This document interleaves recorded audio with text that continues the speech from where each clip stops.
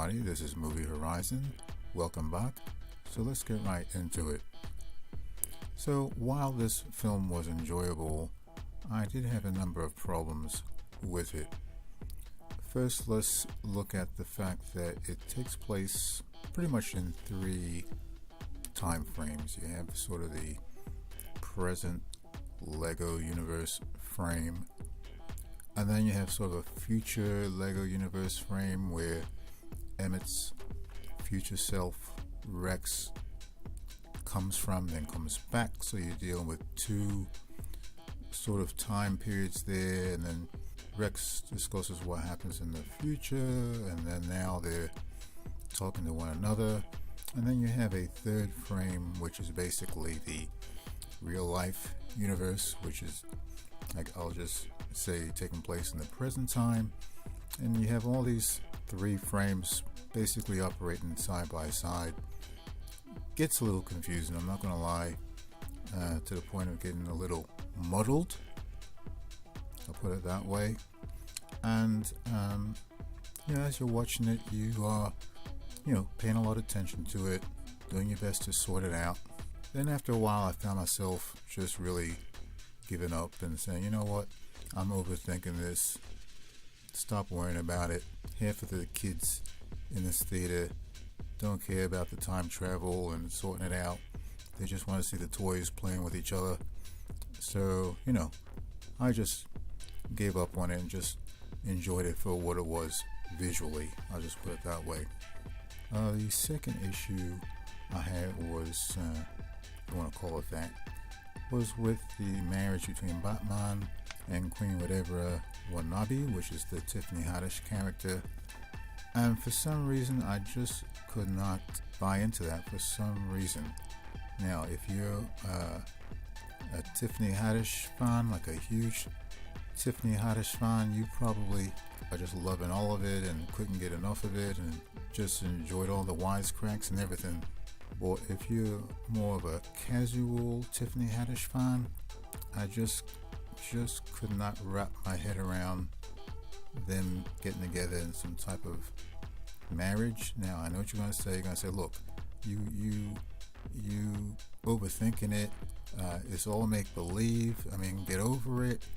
Blah blah blah. Okay, I get that.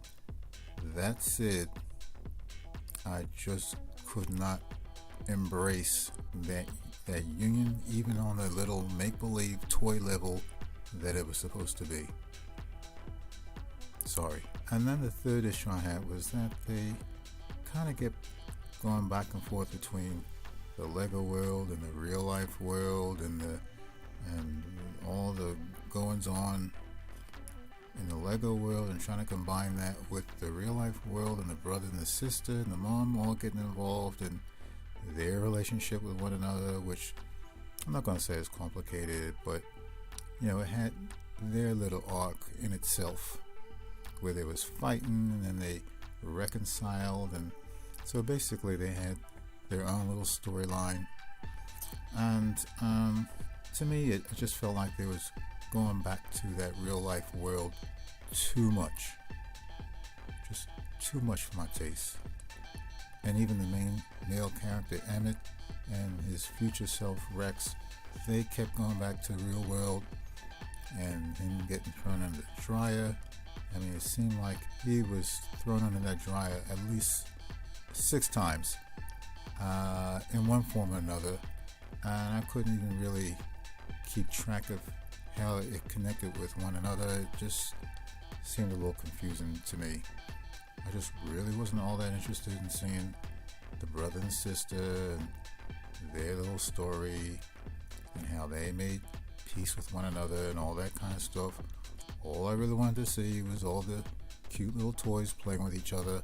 That's why we all went to the movie, let's face it.